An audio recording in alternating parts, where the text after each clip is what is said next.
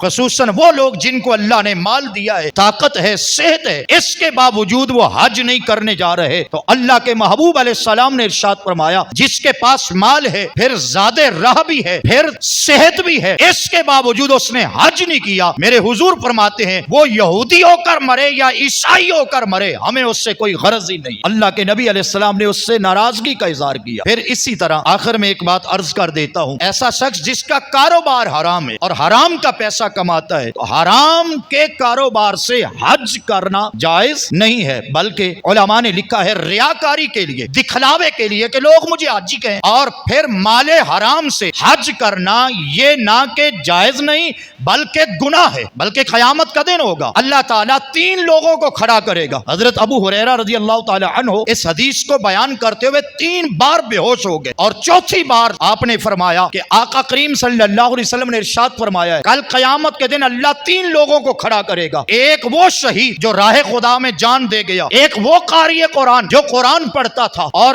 ایک وہ حاجی جو دکھلاوے کے لیے حج کرتا تھا۔ اور ایک حدیث میں سخی کا بیان ہے، تو اللہ ایک حاجی کو کھڑا کرے گا اور فرمائے گا بتا مجھے راضی کرنے کے لیے کیا کیا؟ وہ عرض کرے گا مالک میں نے تیرے راضی کرنے کے لیے حج کیا۔ اللہ فرمائے گا نہیں، تو نے مجھے راضی کرنے کے لیے حج نہیں کیا تھا، تو نے تو اس نیت سے کیا تھا کہ لوگ تجھے حاجی کہیں، تو لوگوں میں حاجی کہلوایا جائے،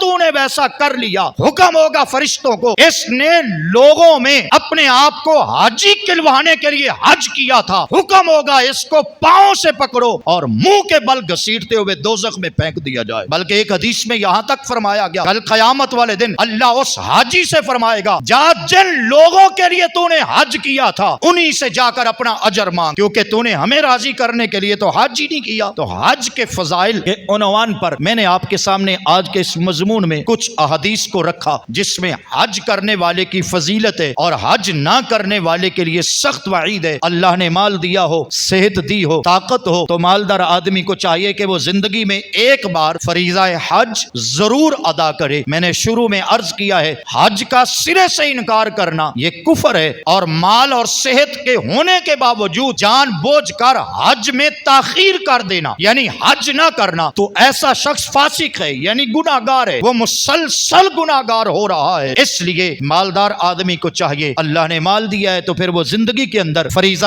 حج ادا کرے، کیونکہ حدیث میں ارشاد فرمایا جب بندہ اللہ کی رضا کے لیے حج کرتا ہے پھر اللہ اس پر راضی بھی ہو جاتا ہے، اس کے گناہوں کو بھی بخش دیتا ہے اور اس کو جنت بھی عطا فرما دیتا ہے۔ حج اور عمرے کے مسائل کیا ہیں؟ ایک تو اگر اس کو بیان کروں ایک لمبا وقت درکار ہے، اور اگر اس کا خلاصہ بیان کروں تو 2 لفظوں میں ہے۔ حج اور عمرہ یہ 2 چیزوں کا نام ہے، صبر سے شروع ہوتا ہے اور ادب پہ آ کر ختم ہو جاتا ہے۔ اس پہ قدم قدم پہ صبر چاہیے، قدم قدم پہ صبر چاہیے، اور پھر وہاں جا کر قدم قدم پہ ادب چاہیے۔ اگر صبر کا دامن چھوٹا تب بھی حج ہاتھ میں نہیں رہتا، اور اگر ادب کا دامن چھوٹ گیا تو پھر بھی بندے کے پاس اس کا اجر نہیں رہے گا۔ حج کرنے والا حج کے بعد اسے چاہیے کہ وہ مدینہ الرسول میں جا کر حاضری دے۔ ہمارے علماء فرماتے ہیں حج ادا تو مکے میں ہوتا ہے لیکن اس کی قبولیت کی سند شہر مدینہ سے محمد مصطفیٰ جاری کرتے ہیں۔ اس لیے میرے آقا نے ارشاد فرمایا جو حاجی حج کے لیے آیا اور پھر حج کے بعد اس نے مدینہ پاک میں ہمارے پاس حاضری نہ دی، آقا فرماتے اس نے ہمارے ساتھ بے وفائی کی۔ ایک حج تو یہ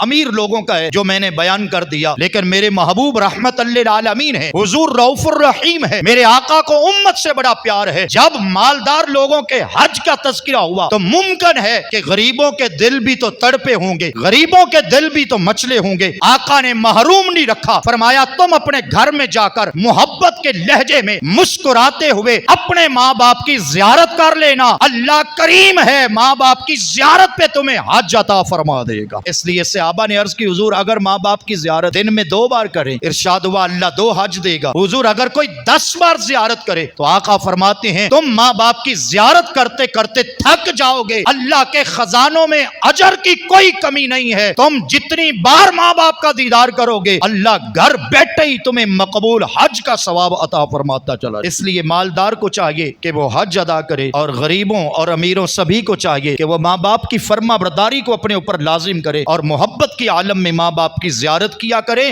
اللہ گھر بیٹھے ہی حج عطا کر دیتا ہے۔ اللہ کی بارگاہ میں بصمیم قلب دعا ہے میرا رب ہم سب کو زندگی میں ضرور حج بیت اللہ کی سعادت عطا فرمائے۔